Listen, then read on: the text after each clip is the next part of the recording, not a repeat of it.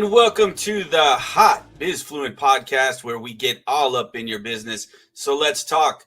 Today's guests are brought to you by Crush City Realty Group, your premier Houston real estate experts, and luxury real estate agent Elissa Emmons, where everything she touches turns to sold. And finally, Covo Capital, fast, flexible financing for all your commercial lending needs. This podcast is for informational purposes only. The views expressed in this podcast may not be those of the Bizfluent Podcast or management. Don't forget to stay to the end to find out how to get some of our amazing merch. Now let's get down to business. Hey, everybody. Welcome back to another show. So let's go over a couple things real quick. I'm sure that any of you that have looked for our episode 14 podcast in the past couple days, it has been pulled down. There were a couple little errors, nothing crazy. I've actually got to go through and edit that out and get it fixed up. I'm hoping I can get that done today, so it will be back online tomorrow, as well as grab a couple shorts out of it. So yeah, we uploaded, but we had to pull it down and fix a couple things. That being said, I am dead tired. Man, the presidential election, on top of that, I had to wake up at 5 a.m. to go to the gym. I had to go pick up my wife from the airport early this morning. It has been a crazy day. Josh, man. What's up? Yeah, I was up till 3 o'clock in the morning last night. At 6, Yeah. And up at 6:30 to let my dogs out. So yeah, what a night. Yeah. So I mean, obviously the presidential seat was changing hands regardless. You know, it was either going to be Kamala Harris or Donald Trump, one of the two. So there's no incumbent here to worry about per se, and so we had to worry about. Some would argue that Kamala would still be considered the incumbent, being that she said she wasn't going to really change much from Biden's policies. And I think that's honestly where she ended up coming up short. Actually, I don't know. So whether that's the case or not, I honestly feel like that part of the thing that everybody was scared about was her tightening her policies and making them even tougher on business and more regulation, more taxation. And that seemed the thing. Now she did try to catch at the last couple of weeks some ground with that whole no tax on tips. Yeah, no tax on tips. And I can't remember if she did or didn't pick up the no tax on overtime. But that was one of the things, like two of my sons work quite a bit of overtime in an hourly paid job. And that is going to affect their lives drastically, which makes me happy, because if Donald Trump really does go through with that, then my grandchildren will be in a better spot. And it just tickles me pink. But that's not what we're here to talk about. As much as I love my grandkids, we're here to talk about business. So, I mean, man, deregulation. He says drill. Yeah, I mean, at the end of the day, the president is who the president is. And you know, it's kind of nice that it was decisive so that we don't have the battle. I think we've been so divisive as a nation, and that costs us some sacrifices within business.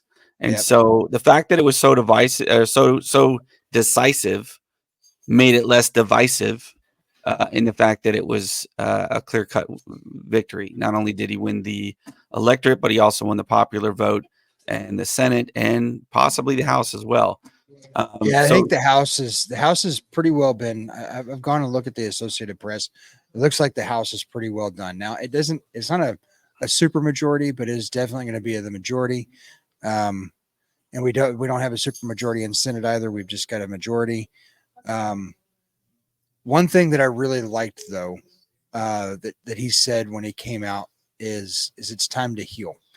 It's time to heal in a bunch of ways. He didn't say it's time to heal. It's time for everybody to get over, blah, blah, blah, blah, blah. What he said was it's time to heal. We need to fix our problems. So one of the things that scares a lot of people is he wants to shut down the border. He wants to change a lot of tax policies. Wants to deregulate, make it easier for industry to come back here. So we're talking, when you start talking about those kinds of things, Man, big changes in business.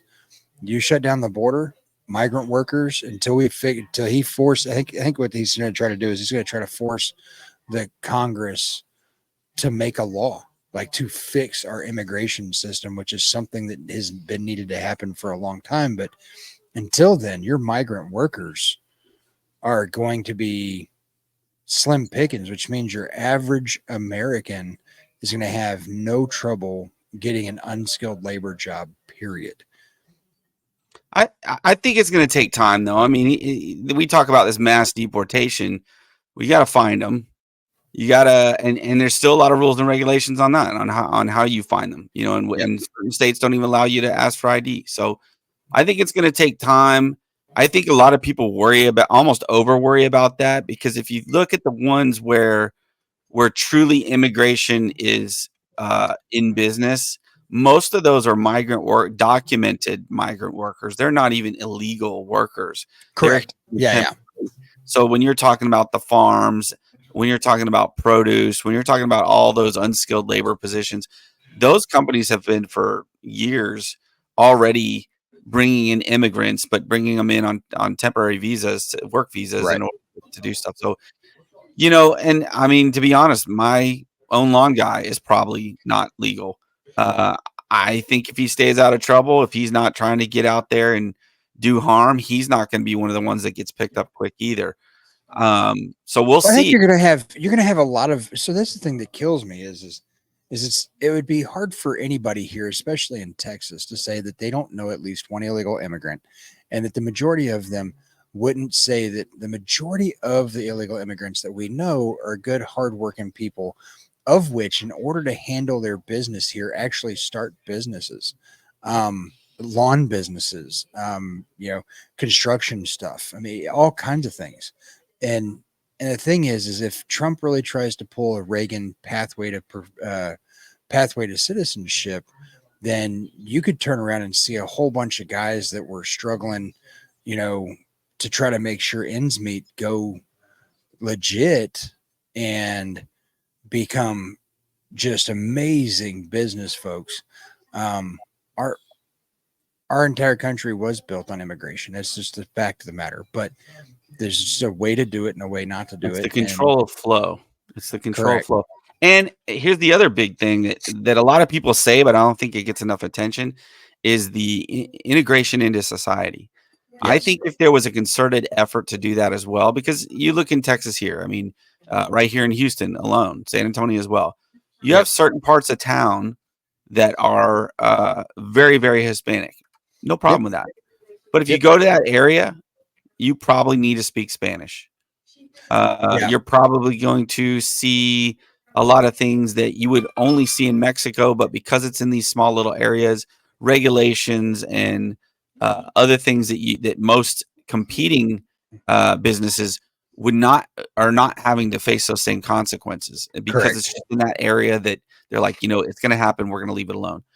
If we balance that out and we brought everybody up to the same level and made competition a little bit more squared off, I think that would go a long way as well. So really, to me, I'm happy he's talking about deportation, especially for the illegals that are doing crimes and everything else. Get them out and get them out today.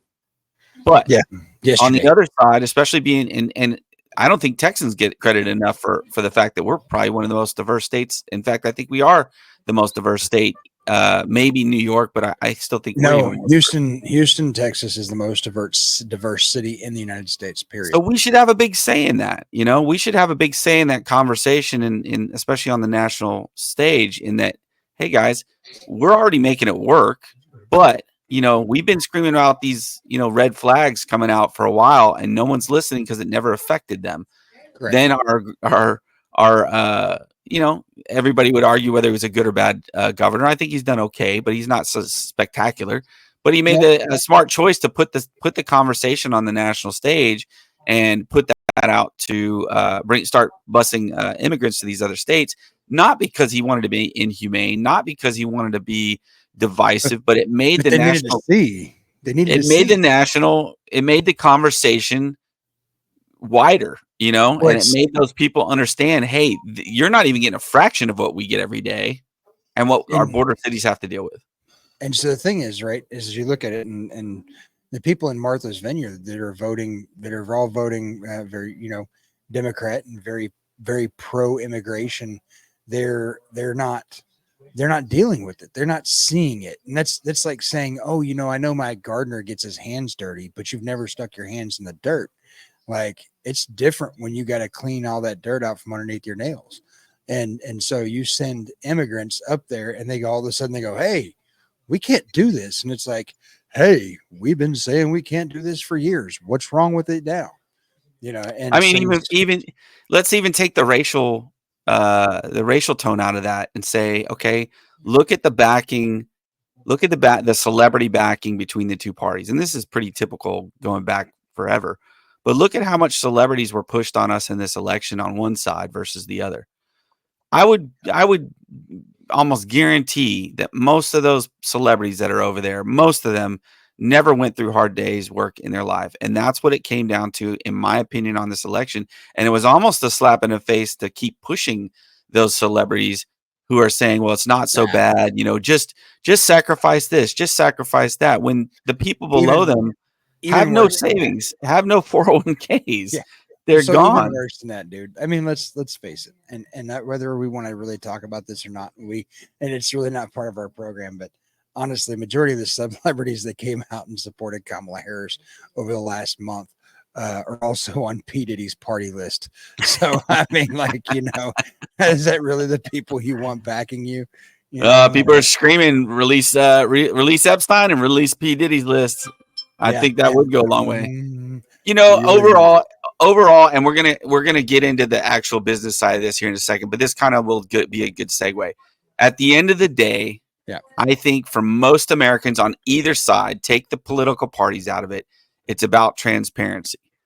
And I don't feel that there was transparency on the other side. That's why I almost felt like I had to make the choice to vote one way in my choice. And that was just because of transparency. Why are we covering up facts and figures? Why are we covering up or creating more regulations to make things cloudy? Why are we doing all of these things that make regular business just more difficult when it doesn't have not just that? So even through the Bush and Obama administrations, they were recording statistics in the same way, and they used that all the way, those same facts they used all the way through the Trump administration.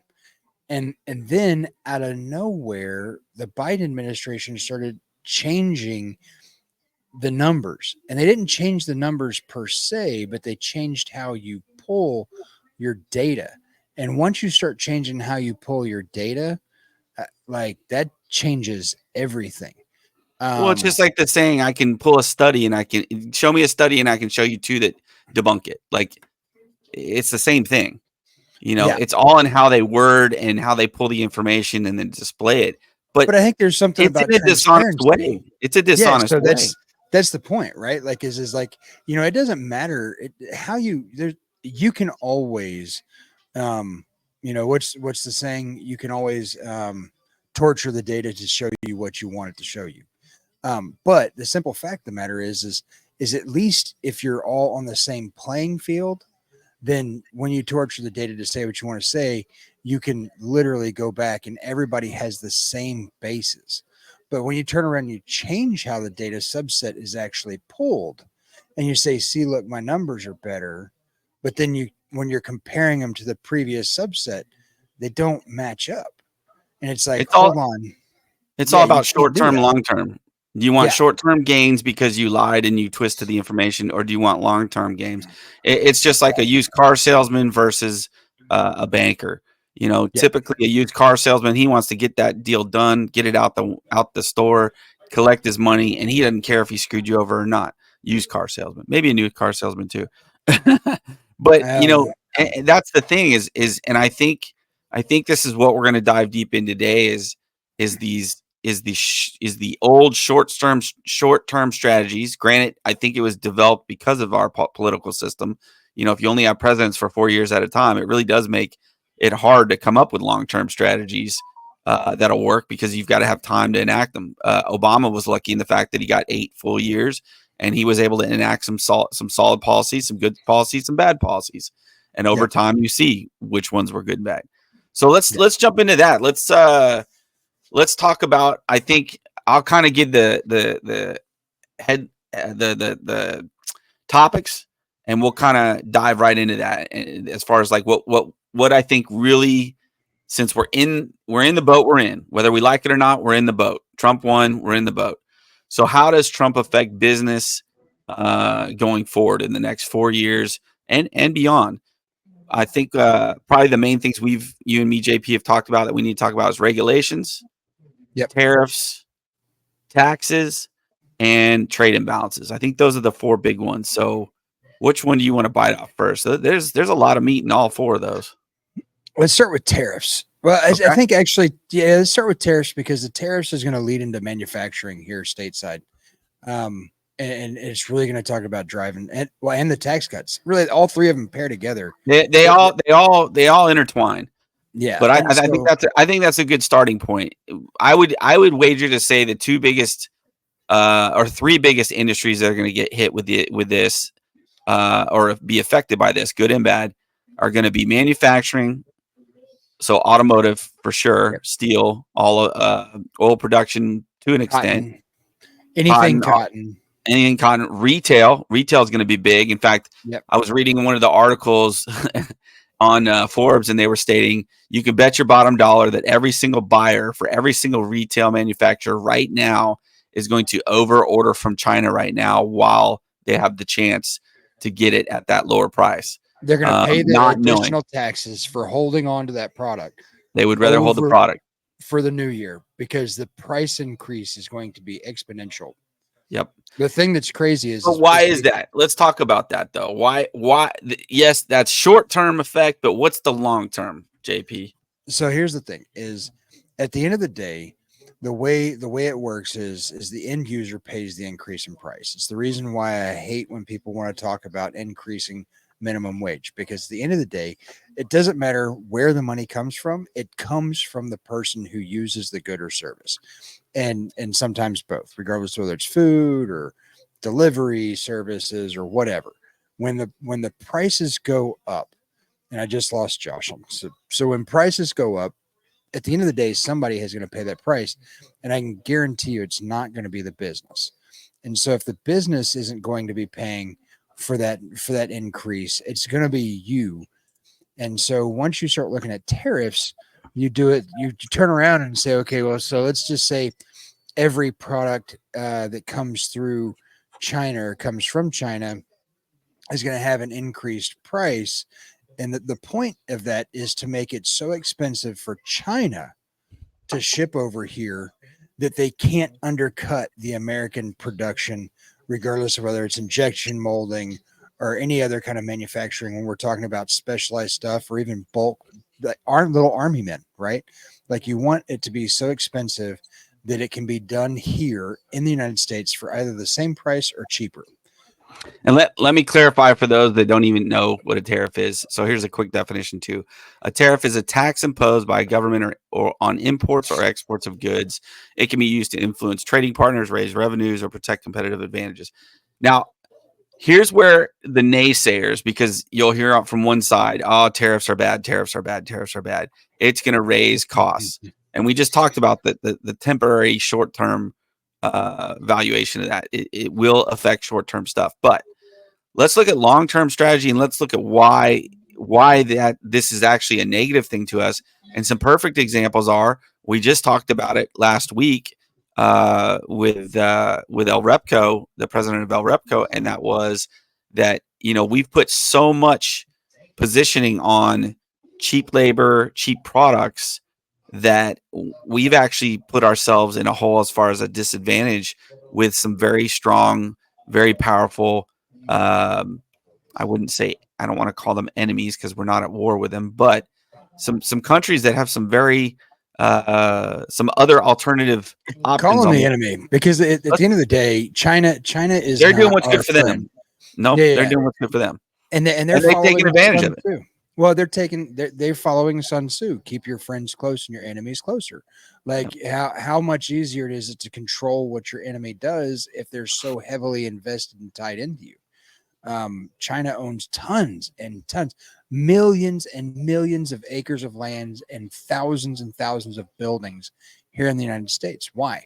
Because we've allowed it, because they had money, because it was quick and easy. And instead of regulating it and saying, hey, I'd prefer to lose a little bit of money, subsidize the people that are losing it or whatever, and have to, spend a little bit of tax dollar here in a social way, it's easier just to say, screw that, just let the Chinese buy it, whatever, no problem.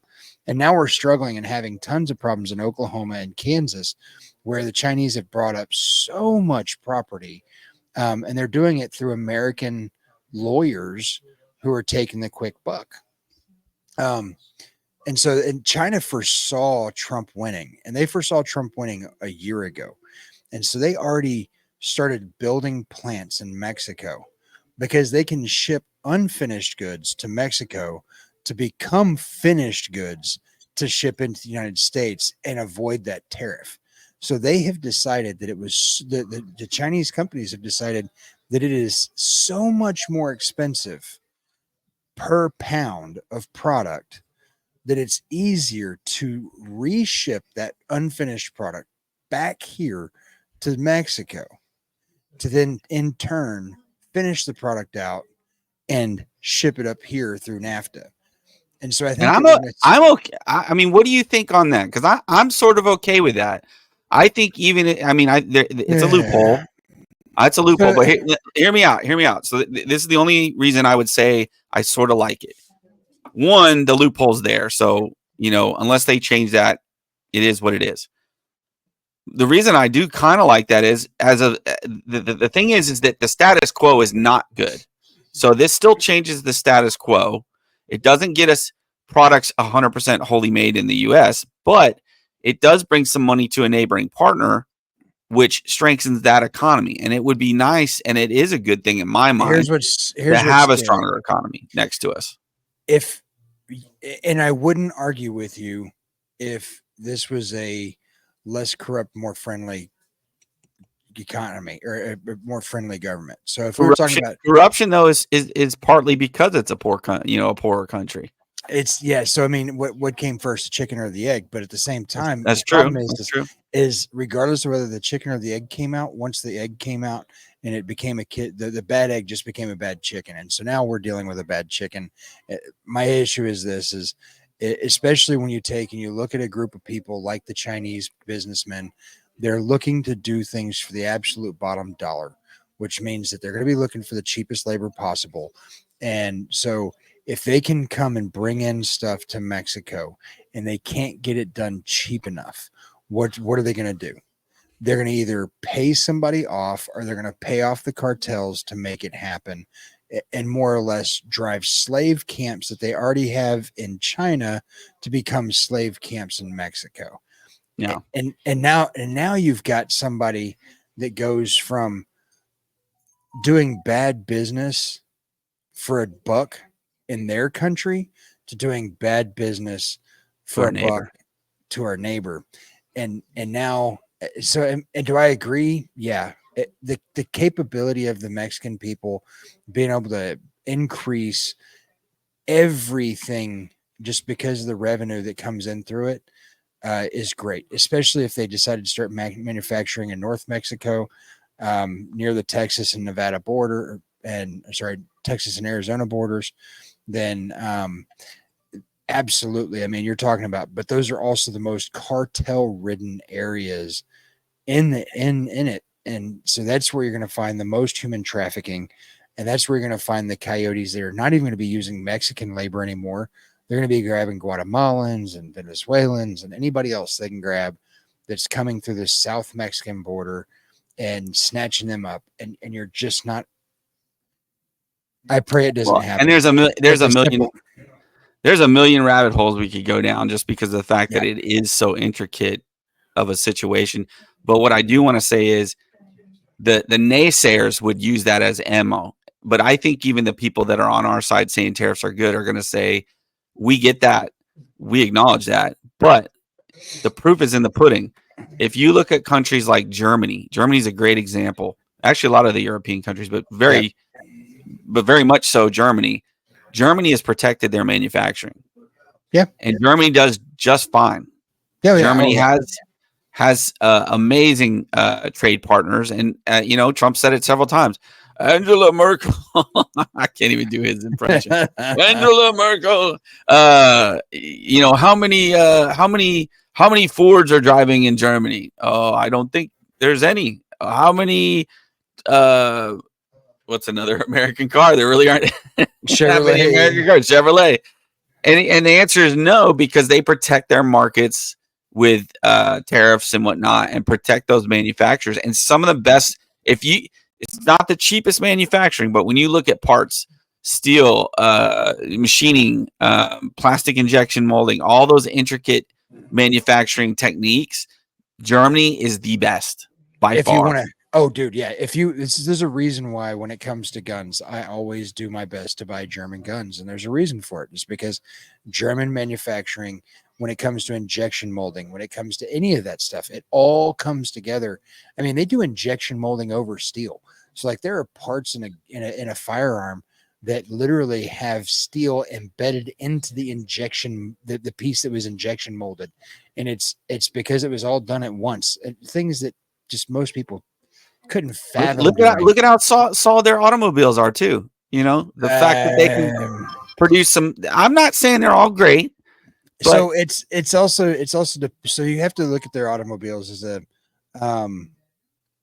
when you start looking at it from that perspective, you have to look at it and say, hey, a German automobile is what a German automobile is. And if you want the work of art, well, and they are in the same way that Italian automobile is what an Italian automobile is, right?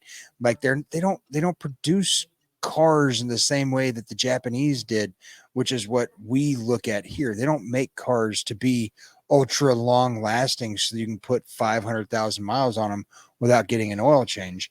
They make their cars so that they're ultra strong, ultra fast. There's everything. It's the most, they drive on the Autobahn. It's got to be incredibly safe at incredibly high speeds. And that's what they do. And they do it very freaking well. BMW, Mercedes, Porsche, even Audi, and people don't realize this, but it's also Lamborghini now. And a couple other pretty big names that people would be shocked at. But yeah, I mean, like these guys know what they're doing when it comes to building performance vehicles. Just means they don't last long like a Japanese Honda Civic, Yeah. Well, that's, so we just acknowledge that all four of these kind of run into each other, and we've been talking about tariffs. So that's the other thing is when you look at Germany's immigration policies. Yep. Germany's immigration policies are, super strict. You have to go through a lottery system. I don't care if you're coming from the United States. They probably reject more U.S. citizens from coming in to work and live in Germany than we reject German citizens. Guaranteed. That's what blows my mind on the other side of this, on the other side of the aisle, pushing immigration. Like we've been, me, JP, we've been looking at Costa Rica and some other places. I don't know if we'd move there permanently, but that I do want to know if that's the case, what I need to do. And even in Costa Rica, you can't just go over there and sit in Costa Rica.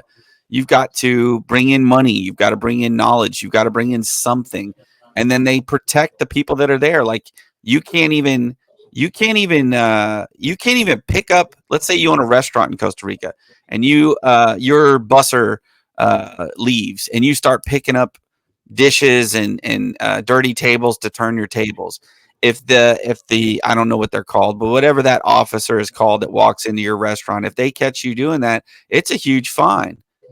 Here, it's like not even relevant. So there's other agendas, and we won't get into those because that gets off business topic. But I just want people to think and acknowledge that no matter where you go in this world, we're the only ones who are arguing this point that we should just have people walking in our border and it should be fine. And So both sides have a point to. well, so the thing is, this is on top of that, right? Like when you start looking, when you look at a country and what they want in an immigrant, what's sad is what we want is we want the best, brightest, most awesome people. Like don't send me your sick and poor. What we want is we want send me your ultra rich investors, doctors, engineers. Send me those people.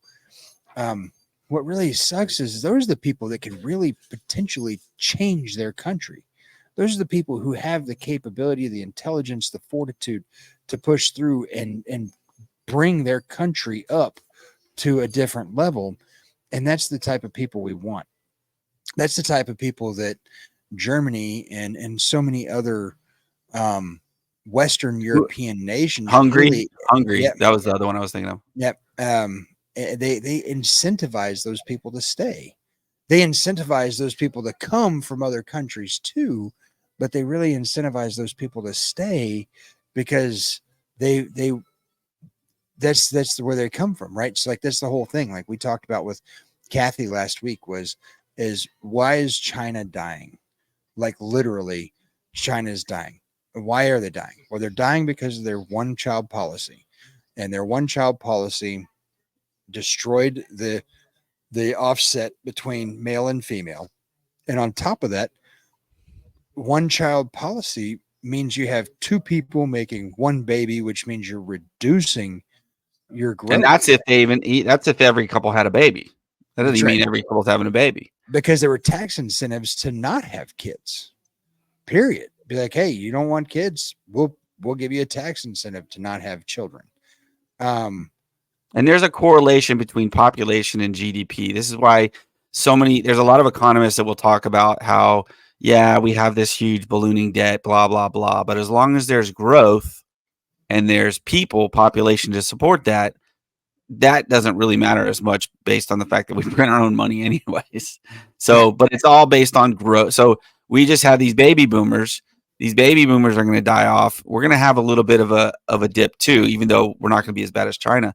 But we will experience a little bit of a dip on our growth and GDP solely just because based on population. Now you add in the fact that abortion's being pushed. Marriage is not being pushed as much. The family unit's not being pushed as much. Kids aren't having children. People aren't having children as much anymore naturally here for some reason. Many reasons. And so, we're prone to have the same issues that China did if we're not careful. Yeah. I apologize. I got a couple emails that I had to take care of real quick. Business has been absolutely bonkers, and I hate interrupting my podcast, but at the same time, I've got stuff I have to take care of. No worries. Elissa so we've texted me, and so she'll be jumping on here in a few minutes. But awesome, we'll blindside her and get her to talk about all this. So, we've talked a little bit about tariffs. I think I'll leave this as a closing statement for tariffs. I think it can be a great solution to the U.S. if we implement it and it can stay implemented for the time period that it needs to take good positive hold. If Trump gets these going and then the next election we don't have somebody who takes over those same tariffs, I think it's not going to do much good.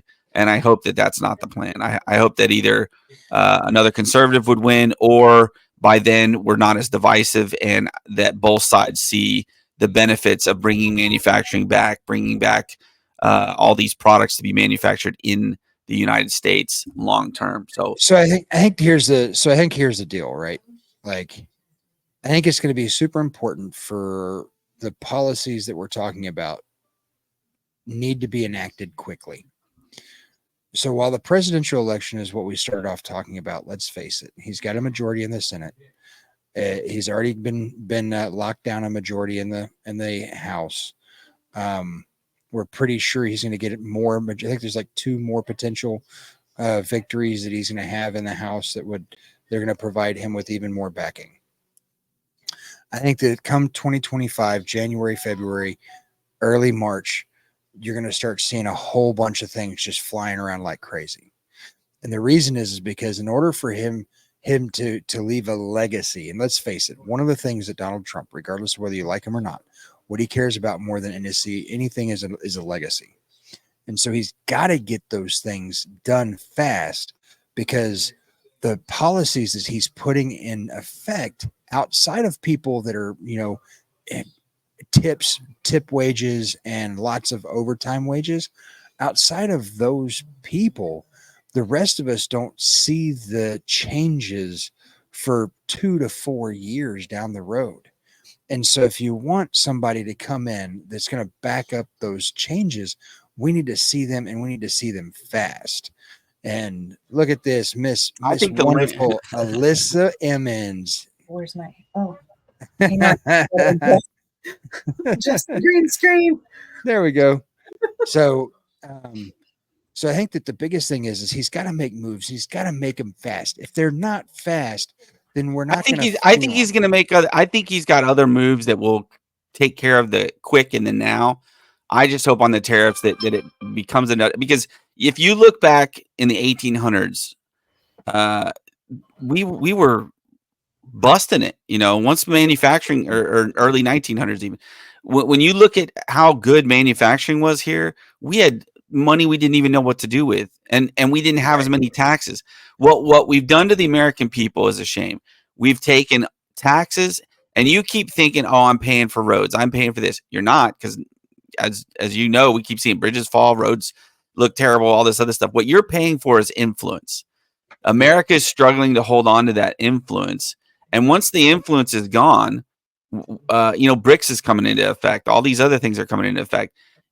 You've got to understand, Trump is a business person, and all these other people, both sides, Bush, Obama, Biden, all these other people are all politicians. They operate with different initiatives and agendas. Well, Trump is looking. It's just their thought process. Total different thought process. I think this is why a lot of people on the business side, banking, commercial real estate, they're siding more with Trump, just because they understand that we've tried this now for about 50 to 60 years of going on an influence model and just making sure that we dominate by having the dollar out there. Trump's coming in and saying, no, we can't only sit on that. We need to attack based on business and get our businesses back and become a strong business where it doesn't matter if they care about our influence or not. So like I told your your cousin Kathy last week, one of my favorite people to listen to, and I really hope that people listen to Simon Sinek. I love Simon. Simon Sinek is amazing. And one of the things he really talks about is in the late 70s, some crackhead came up with a policy called shareholder supremacy. And when they came up with shareholder supremacy, what it said is all of the investors in these companies, they should be the people that companies need to worry about more than anybody else. And what that meant it more or less made it impossible for a company to hold shareholder supremacy and show a loss, which means that they had to do whatever they had to do to show a profit, regardless whether they were truly profitable or not. Which means, how do you show a profit? What's the easiest way? Your second, after infrastructure, your second most largest expense is labor. And so the easiest way to fix your problem when you're showing a shortage is, boom, lay off 5,000 people. It's no big deal. Just lay them off. Who cares what it does to the American economy? At least my millions of investors that spent $20 in stock here are in good shape still. But that era is coming to an end, because it's not about that anymore. Now, that's one thing that we can thank Gen Z for. Gen Z has said, enough is enough. I'm tired of being a number. I want more. And so so many of our larger corporations have given into that thought process that, hey, we can't continue to treat our employees like numbers. The downside to that is Gen Zers also have decided that they want to become YouTubers and podcasters and TikTokers, and so they don't really want to work. So like us. Yeah. Yeah, Us following millionaires suit. making tons of money off of the podcast. Yeah. So I mean, you know, but I think that a lot of that's going to change everything. Elissa, you set now. You get your background all squared away. Yeah, I got my lighting figured out. So we're talking about the election win, what it means in business. What we're talking about right now is we've just transitioned from tariffs over to taxes, and what the taxes, the business proposals, taxes. And so the thing that's awesome is we're looking at. Well, we were on tariffs. We're about we to get. still on tariffs? I think our transition should be to taxes because that's kind of complementary.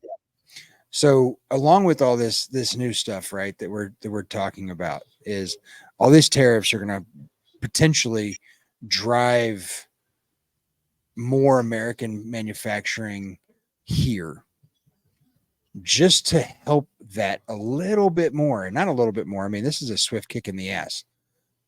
Instead of having the corporate tax rate at 21%, he already wants to reduce it to 20%. So giving the average company a 1% price or tax relief. But if you're a manufacturer and you manufacture your products here in the United States, you're going to drop it to 15%. Like, holy crap. Yeah. And,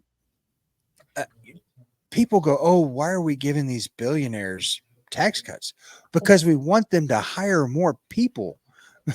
Like, and to think about it too, if manufacturing sees that increase and sees the projections of going up, and I can speak to this because we had my buddy Andrew on, that's the CEO for HPP. I work for them close to when Trump won, and you could see a huge uptick in products and things coming back. The fact that we were able to do more of the molds in-house rather than having to go through China. I mean, it was a big uptick. And so you're going to see, and those are great jobs. Those are decent paying jobs. They're not the, $15 an hour at McDonald's. You're going to be making $20, $25, $30 an hour at some of these manufacturing jobs when they get going again. And that's the problem too, is I see a gap. We have a ton of fast food, but even fast food was starting to suffer here too. But and ergo why I think they were trying to make fast food into the next $15, $20 an hour career, when it shouldn't be a career. It should be a starting point that you don't want to stay at and that you use as a building block. But manufacturing jobs are truly that middle manufacturing, construction, oil field. Those are all really good paying, blue collar, hardworking type jobs that we need to bring back. Otherwise, there is no middle class. And even on our end, as far as selling homes, selling commercial properties, lending, well, if you don't have these businesses that are strong to lend to, we don't do well either. Luckily, we're kind of on the top of the chain, so we experience it towards the end. But we would be suffering as well. So I see a huge chance for us all to if he does what he says he's going to do, for us all to see a nice little increase over the next 4 years. Let's get into tax relief. He said that he would likely extend the provisions of the 2017 Tax Cuts and Job Act. Otherwise, these tax policies will expire. So right now, we're technically still under Trump's tax policies, which a lot of people on the left will say, well, we're in those, so if we're suffering, well, again, it's a piece of the pie. Taxes are a piece of the pie. I would argue the counterpoint would be, well, the fact that we have those tax cuts, thank God. Otherwise, it would be even worse. And I truly do think it would be. So, so the other part of that is what made the economy what it wasn't just the tax cuts. What made the economy what it was deregulation. And we'll get to the deregulation later. But 100%. like we talked about when we got started here, is you can't, no one single portion of these four policies we're talking about, they don't change anything on their own. They're a piece of the pie. They're all a piece of the pie. And they're not emotionally led. These are not emotional things. These are processes, and these are policies, and these are math calculations. A plus B equals C. If you do this, then this will happen. It wasn't led based, this is the one thing I truly did like about Trump versus Kamala. And again, we're not trying to pick sides here, but I think that emotionally, there was too much emotion on one side, whereas the other side was speaking about actual policies, actual things that they were going to do and enact in order to move the needle. I think, and again, it's a multitude of products and tools that he's going to use, not just one. Whereas on the other side, you just have, well, bad man, red man, Trump, red-haired man, Trump, or orange man, what do they call it? Whatever they call him. Orange man. Yeah. Orange man, Trump. The messaging was lost. And this, we deal with this in business. If I'm with a customer and they don't understand me and I don't understand them, I lose the deal. Well, that's exactly what happened here. Is the U.S. Population at large did not hear the messaging from one side and heard it from the other. And so hopefully, like I said, Trump, follows through with what he says he's going to do. What do you guys think on the, both of them went to the no tax on tips. Obviously we all kind of think it's good, but how big of an impact do you think that really will have on the on that type of labor? So, I mean, to me, it's this. If you can put money, first off, you have to understand that in the nation, the minimum wage for a waiter is $2.17, 2.17 per hour. And so they get the majority of their money from people who are graciously giving them cash. And so with that being the case, they're not the highest paid people. I mean, you're talking about people. I've heard of bartenders making $55,000 and $60,000 a year.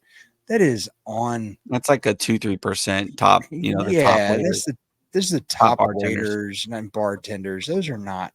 That's not maybe your a Vegas bartender is probably can make if a Vegas bartender might be able to make $100,000, but I'm not worried about the people in Vegas, making $100,000. Great. If you're good enough, then go over there and be there. That's where the top guys go.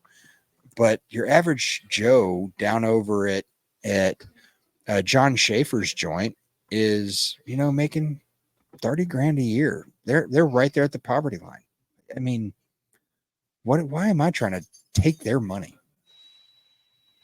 Now, so let me bring up this point and kind of see how y'all react to this thought. So I agree. I'll say this. I think they should do the no tax on tips, but I wish there was more policy towards growth in that market for those people to give them almost more education on how to grow that rather than just giving them more money. Example. If I throw money at the poorest of the poor and I say, hey, we're going to pay for your apartment, we're going to give you food stamps, all this other stuff. It's almost like if I give you a fish, I feed you for a day. If I teach you to fish, then you can eat for life. It's biblical. How do we enact also a policy along with this? And maybe this isn't even something we can answer right now. But I almost feel like, I think it's great that we do the no tax on tips. But if that culture and those people are at that stage in their life, or that's just the habits that they've enacted where they're living day to day anyways, does that really affect those people? And how do we get them out of that? Where's the transition from a waiter to it would be the same thing with a fast food worker. Go ahead, Elissa. Let's get you in here. I'm going to push back on this slightly. So, because I've recently been listening to on Audible, and now I've just blanked on what the book is. And yet it was from a restaurant hospitality standpoint. Oh my God, what is it? Something hospitality. I'll find it. And I see what you're saying, and that we need to, help these people find a better path within the service industry. And yet, if they don't have the mindset that they want to do better, there's nothing that's going to help. So in this, that's what I'm saying. It's a habit. Yeah. So, I mean, it does come down to the managers and the owners and, the higher ups within those restaurants or those companies. If a corporation, to just provide not provide the opportunity, because I think you need some ownership in the opportunity, but just to let it be known that there is this opportunity. If you can take additional classes, like there's so many trainings and workshops that we do in real estate that would actually pertain to any service industry. Yes. Because while we are in the real estate industry, service is a big part of what we do. If we do not provide good service, customer service for our clients, they don't want to work with us. So, and I mean, that's why I was reading this book based around the restaurant industry. I've also read The Gold Standard, which is based around the Ritz-Carlton and the hotel industry. Like it's interconnected because it's providing service. And so that's why I want to push back on that a little bit. I think managers do need to at least inform that there are these additional courses or classes, whatever you want to call it. So I think to that I'm going to find the book. So I think to that same effect, though, here's the thing that so many people don't understand is I watched and I'm going to plug him. There is a podcast that I absolutely love. And the podcast is called The Fat Electrician. And he is a huge history buff, but he also does this thing that he also has an additional YouTube channel called The Fat Files. And the Fat Files are when he finds some rabbit hole he happened to fall down while he was doing history research. And he actually did a very well thought out, unreasonable hospitality. Yeah, unreasonable hospitality, folks. Unreasonable hospitality. It's amazing. So he did this deep dive on the taxing process of tips, specifically tips. And it's amazing. I think I actually posted it. I don't usually post most of the stuff like that I watch on the side on Facebook, but I did because it was so awesome. And he talks very specifically about how the government had been trying to figure out a way to collect taxes on tips all the way up until like 2007 or 2008. So like right around the crash, right? And so right around the crash, they more or less held a gun to all the business owners' heads and said, you are going to figure this out, and you're going to figure out how we are going to tax your people. And if this goes away, and the problem is now the government, the U.S. government was pitting their employers against their employees to try to help, because they even gave them incentives. They're like, hey, we'll give you a tax incentive to throw your employees under the bus. And so now you get to erase that. And so now you're going to reduce the actual burden on the business owner. I think that's a great point. It gives him the chance to actually go out and open a new business and employ more people. And I had the barn venue, and one of the things we did was we just covered their taxes on cash, we let them take the cash and we covered their taxes on credit. That's how we got around it. So I always paid which used to peeve me off with bartenders who didn't understand that. I'm like, I'm paying your taxes. So, anyways, no, I think that's a great point. And I didn't mean to say like I'm against it. I'm trying to be devil's advocate here on the other side. And I do think that it needs to be more than just let's cut the taxes on tips. I think there needs to be more on that so that we can really have a system where people can grow if they want to, and that the employers support them in that. That was something I always told people, even when I had my tree and landscaping company, the best guys I'd get, they weren't going to stay very long. The worst guys I'd get, I had to make them work within the bounds that they were there. Yeah. And so, I think small business owners are some of the most amazing, hardest working people in the world, just because of the fact that they have to go through so much for sometimes just a small return, sometimes a loss, sometimes a little bit of a return. But the amount of work and passion that small business owners have to put into a business day to day, dealing with employees, trying to coach them up, it's a hard business to be into. Okay, so we talked about taxes. We didn't really have this as a thing, but this is talking about access to capital. You and me talked about it before we got on. I want to make sure I just mention it. We don't necessarily have to talk on it, but if anyone has a point, go ahead and put it in. So although this is also from Forbes, they're stating that although he has not touted expanding access to capital as frequently as Kamala Harris has done on the campaign trail, SBA lending rose during the first 2 years of the Trump presidency. I don't know if that's deliberately because of anything he did with access to capital, but I think it's a good segue into why I'm saying I don't know if y'all need to mention anything on this, but on deregulation. So let's dig into deregulation unless you guys have anything to say on the SBA lending. Do you guys all agree? I do. So here's the deal. So straight up, my childhood best friend and I keep in touch still. And, I've known him since I was 11 years old.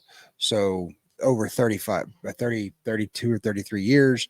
Was he 25? Yeah, no. So, he's a little bit more liberal than I am. He's very thoughtful, and one of the things that he holds, it's a very liberal point of view is that these big guys, these big billionaires don't take risk. And we got to talking about Elon Musk, and he's like, oh, he takes all of his risk based on government subsidized businesses. And I'm like, that's true. So like the electric car thing, that was all business or government subsidized. The SpaceX is all government subsidized. All these like other little things that he does outside of that, like X and all that, that aren't government subsidized, it is a huge risk. But even then, government subsidize it because it's a huge risk, right? Like that's I think that's one of the things that people need to better understand is the SBA steps in because the government understands that the risk you're taking as an individual is massive, and that you are leaving a full-time job very likely, or keeping your full-time job and trying to operate a business at the same time, and you're doing it, and it's incredibly risky. And so when we start looking at government subsidies, this is probably one of my favorite social programs there is giving people a chance to be their own boss. All three of us are our own bosses. All three of us know. And would any of you guys go back to work? I mean, unless you just had to, would any of you guys go back to working for somebody else? You'd have to pay me 2 ass tons of money. 2 ass tons of money. Yeah. Amy told me how much that salary would have to be. And I was like, $250,000 minimum. Yeah. Like, with some damn good fringe benefits. With some great benefits. Yeah. What about you? What's your price? Me? Yeah.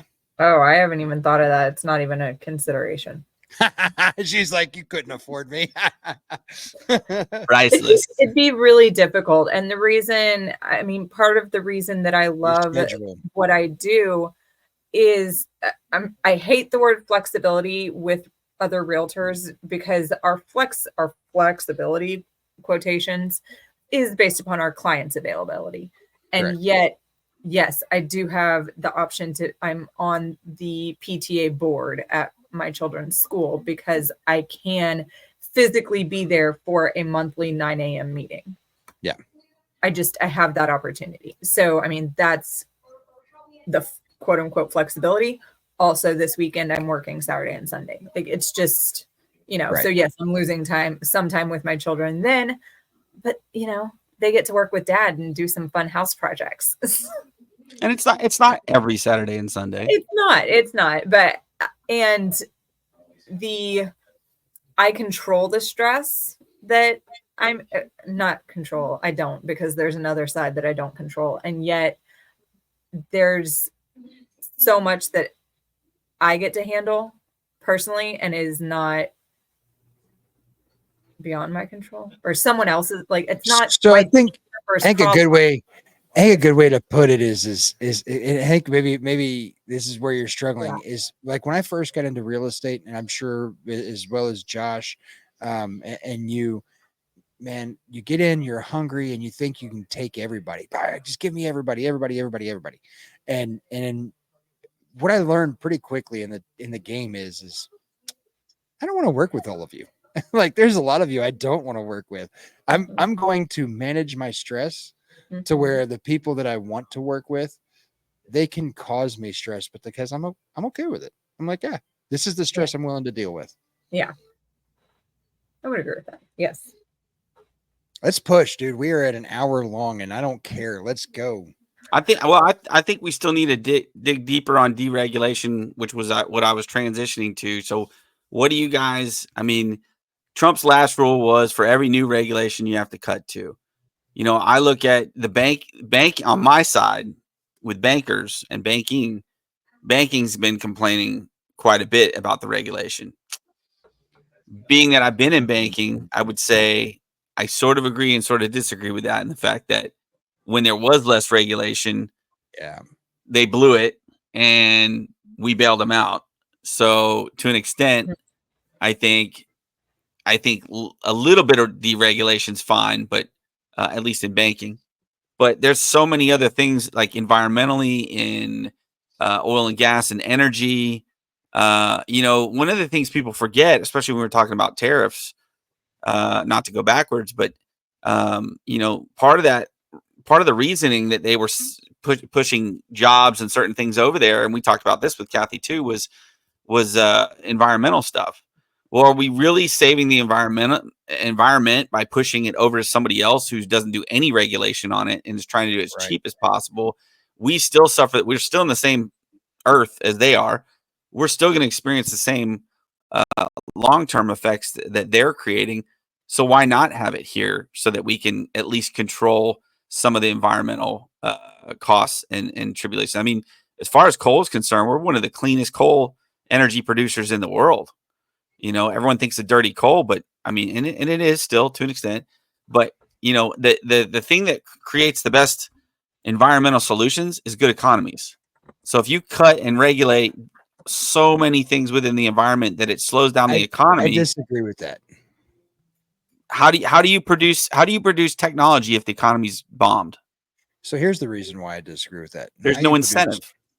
So while I was at Commercial Summit, thank you, Elissa. While I was at Commercial Summit on the last day, Jason, our vice president of innovation, he came in and he spoke, and basically he spoke of 4 periods in a circle, and it's a graph that just goes in a circle, much like that. So, and it starts with calm at the top, and at the bottom is innovation, and then in between calm and innovation, you have regulation and deregulation, or something that stirs up the water. But the thing is your regulations and new laws and changing things force people to innovate. And so when we talk about this in the shift all the time, when we talk about real estate and being in the shift, and when things change, the people who get out and double down on their business, the people who get out and innovate and find new ways to continue to grow, even though the market is tough, those are the people that change their lives and the people's lives around them when that tough time comes to an end. So I'm not against tough times. And that's a biblical principle on top of that, is if God wanted everything to be easy, you could just be saved by Jesus and poof, all of a sudden you're a billionaire that didn't have to worry about any regulation. You don't have to worry about any life or bills or whatever, but that's not it. And the reason is because without any challenge, there is no growth. And so I think that more than there's a difference between regulating somebody out of business versus regulating a lot of people out of business and allowing those who are willing to innovate to change. So like in your business right now, a little bit of deregulation, maybe, but I think, like you said, they've already proven the banking world has already proven that they are more than happy to screw over the entire world. Not, it wasn't even just the United States. I mean, half of Dubai is empty, but it's got like enough space for triple the size of its population because they just built and built and built and built and built and built. Well, you haven't mentioned it yet, but to a degree, I would agree with you if we threw this wrench in, and that's ethics and morals. I think we talked about this too. Capitalism is the greatest thing the greatest system we have on earth right now, as long as there's ethics and morals within the leaders of those systems. So here's where and that's where the banking world crashed. Well, so here's the reason why I hadn't transitioned into that yet.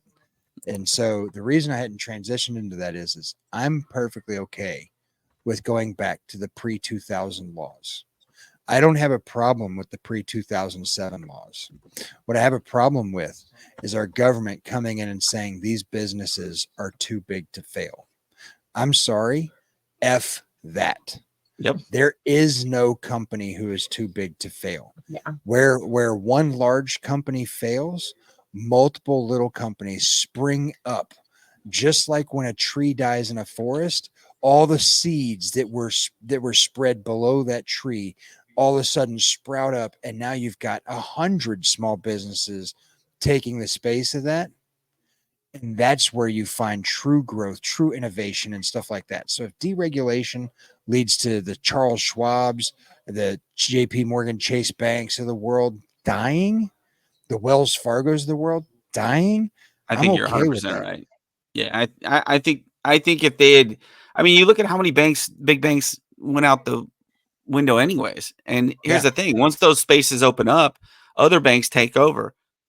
People don't realize how many banks there really are. I think there's like, oh my God. If you look on I think there's over 400 or 500 national banks, so many regional banks. I mean, there's just a ton of banks out there, and they're always buying out and buying in and merging and taking over. While I was at First Citizens Bank, we took over at least 2 different banks while we were there, and now it's the largest private national bank in the country. And I think you're right. I think if they would just allow things to fail, and this is where I think Trump would do fine, because a politician's going to go, well, you donated to me, so I feel an allegiance to you, so I'm not going to let you fail. Whereas a businessman in Trump is going to say, well, you ran your business, you ran it wrong, you shouldn't exist. Yeah, absolutely. So I almost feel like I wasn't, again, I'm trying to play the devil's advocate in here just so we have a conversation. But I do agree with that. As long as there's morals and ethics and people aren't chasing the wrong things, and we let people fail and not bail them out with foolish money and foolish rescues, then I think deregulation I think we could have all the deregulation we wanted within reason. So, and who's to say that regulation has helped us too? Let's not look at the banking. Let's look at food. Let's look at our health systems. We have a ton of regulation there. Does anyone think our food is better than anywhere else? I don't.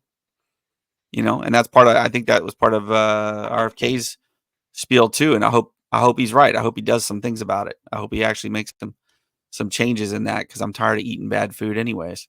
Yeah, and I think that will be very interesting to see where he ends up in all of this. Yeah. I mean, it sounds like they've already made an agreement to a lot of the things that he's going to take over. And the one thing there's a lot of things I'm not impressed by Trump with, but there's a lot of things I'm impressed with him by. And one is when he finds people to put in a spot, and he even talked about this. It's funny. They were both asked the same question. What do you think you could have done better in your presidency or vice presidency as with Kamala? And Kamala said, well, her answer was a word salad, and she really didn't even answer it. It was something about, I tend to hire a diverse set of people. Well, that's not a negative. That should be a positive. And I think she just got it mixed up in her head. But what Trump said was, and I thought this was a great point, He goes, I didn't know the political world. I trusted a lot of people to give me good recommendations. I should not have trusted a lot of the people that I trusted. And that's why I fired a lot of people. And people look at on the other side, look at it as a negative thing. Well, no, he recognized they weren't good at something and fired them. That didn't necessarily mean that it was bad to work for Trump. It was that he hired people on recommendations, because he's right. It's hard to get good recommendations because of all the security clearances they have to go through. That's why you don't typically see people from outside the political world being inside the political world, because there's so many checks and balances they have for security, for other things that they have to go through in order to take an executive position.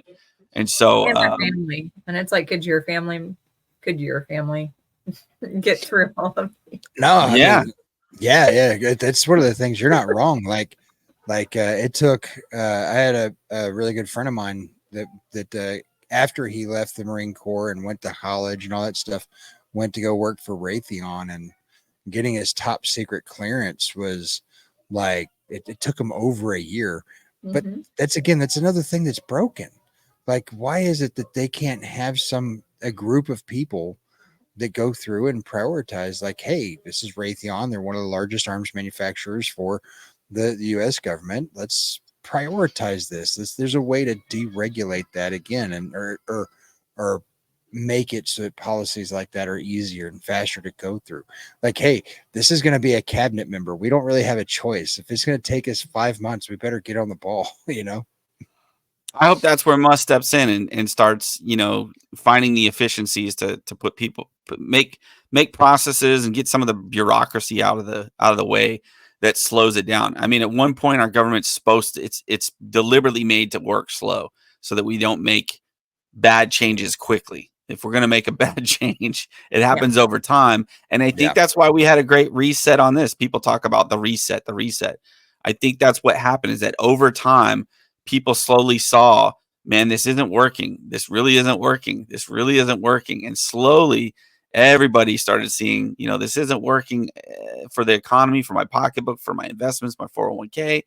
And boom, the system corrected itself. The guy from Shark Tank, not the one that looks, not the Dallas Mavericks owner, but the other guy. Kevin O'Leary. Kevin O'Leary. He's the one who said that and I thought, that's a great point. It was a great reset. Great American reset. It probably saved a lot of businesses. So, I mean, there's a lot of things that could change. And I mean, we could go on and on about, personal opinions on things. I hope that he does what he says he's going to do. Like, I really do. One of the biggest things that I really hope he does, just from a personal standpoint, is he said it's time for our country to heal. And I really hope that him being a political outsider, and I hate to throw up air quotes, but him being a political outsider really shows our country that this red versus blue is all bullshit, and we're done with it. Like, this should be the American people for the American people. It's purple versus the ruling class. Both sides to be working towards a goal, not against each other. And the thing is I posted a Facebook post yesterday that said one of the problems we have in our country is when problems really started happening is when we stopped having the ability to talk about politics and religion. And once we stopped, we became more and more and more and more divisive. Well, that's exactly what they want. And when we say they, we're talking about the people that rule us and the government that the establishment. We're talking about the Ted Kennedys of the world that have been in was in his Senate seat for like 40 years, or Joe Biden, who was in freaking office for 40 years, a guy that literally term limits. Yes. Thank God. Yeah. Well, and you got to be crazy to think that there's any difference between a Biden and Obama, a Bush Jr., a Bush Senior. They were all part of the establishment. That's why there was so much clutter between the parties this go around. It really wasn't conservatives versus Democrats. It was establishment versus non-establishment. Non-establishment, exactly. And Trump's not even a conservative. He's not even a Republican. He's not. It's so funny when you talk to people who are like hardcore, diehard Republicans, like, I'm a diehard Republican and I'm going to vote for Donald Trump. And I'm like, you do know that you are voting for a guy that's He pro-choice. was a Democrat and a pro. Yeah, he has. And He's I thought that was brilliant, man. I'm 100%, against abortions, but I also realize I live in a country where I have to share ideas with other people.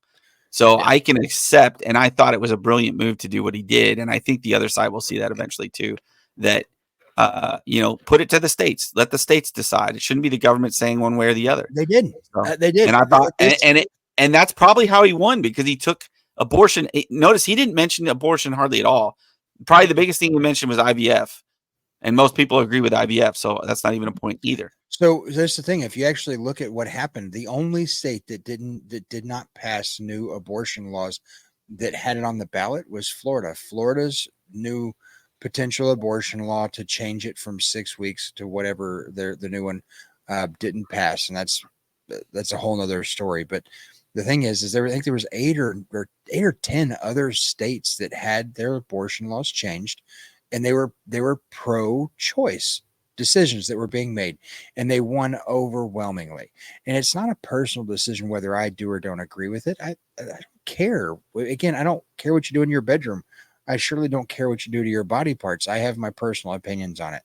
But at the end of the day, the simple fact of the matter is like you have to still talk about things, and I've Now there's told 50 people. conversations instead of one national conversation and everybody fighting over everybody.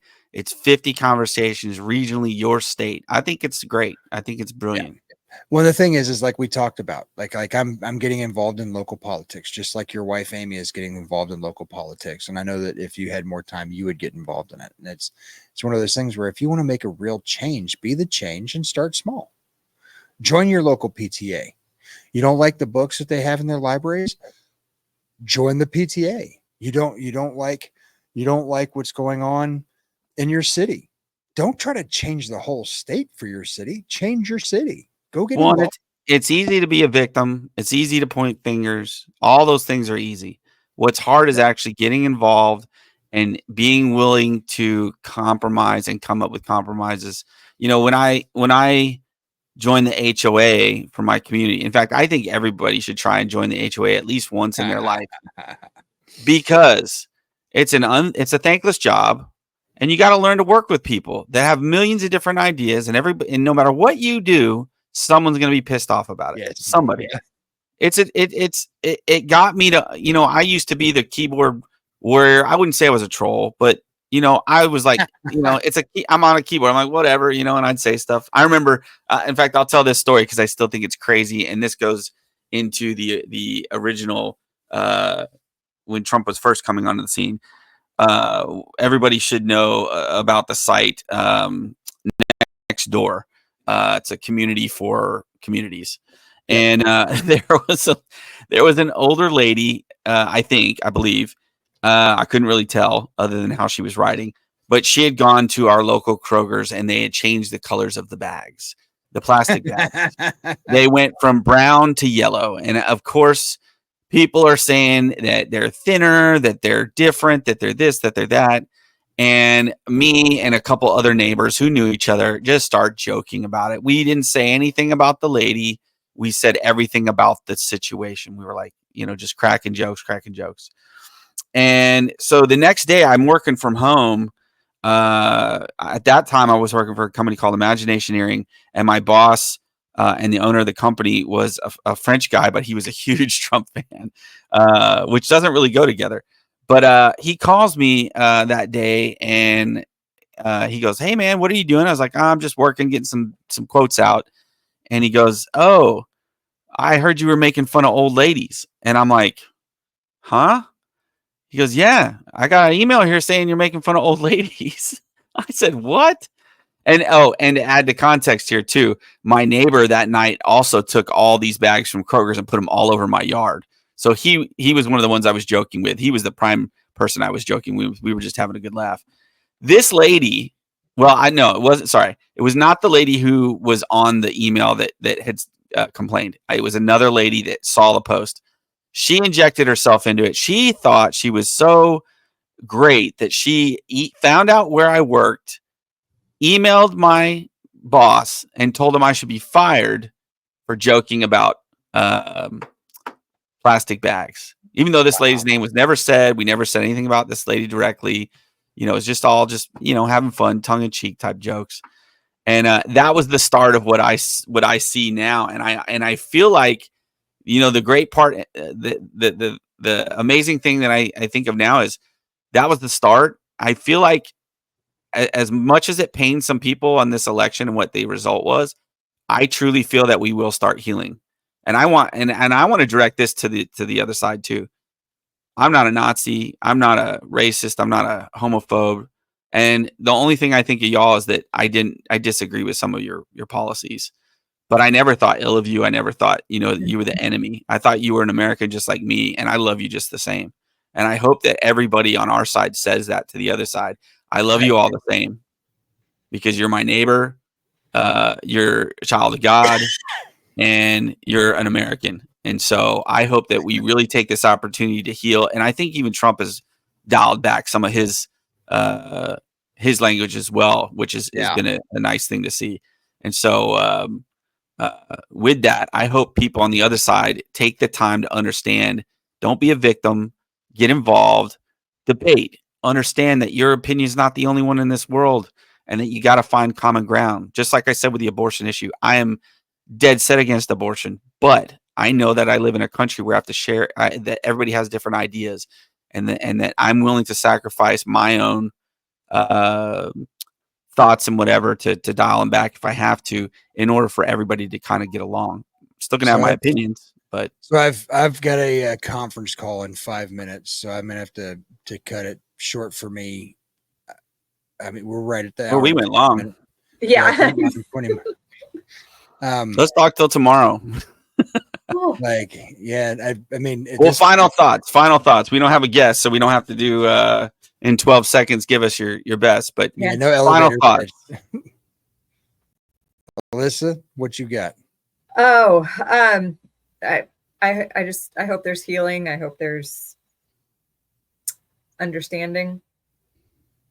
The pages of faces today is not a great place to be, so I'm staying off of them. And I hope tomorrow, just every day gets a little better. Yeah. Yep. I think a lot of the healing, personally, can get started once we hear from Kamala. I think that's where it's going to start. And I'm really. Did she come out and say? Was she supposed to come on it too? 3 o'clock today. 3. Oh, okay. So I missed it. If she did come out, we were on the podcast, but whatever she says, I'll find out. And I hope that her and Trump had a good phone call and a conversation about, hey, let's bring this country together. Let's start now. I agree with that 100%. Mm-hmm. Perfect timing. I have a contractor here too. So.